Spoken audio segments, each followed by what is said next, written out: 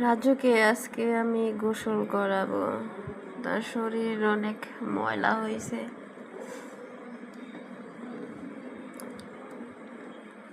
গরমের মধ্যে সুযোগ পাইলেই ও বাহিরে যায়, গড়াগড়ি করে, এজন্য শরীর অনেক ময়লা।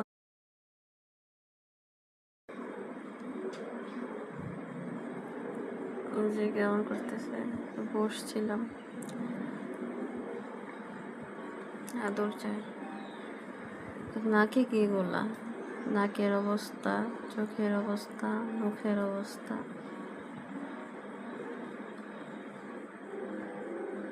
আসলে সাদা শরীরটা তো অনেক সাদা, এই জন্য একটু ময়লা লাগে।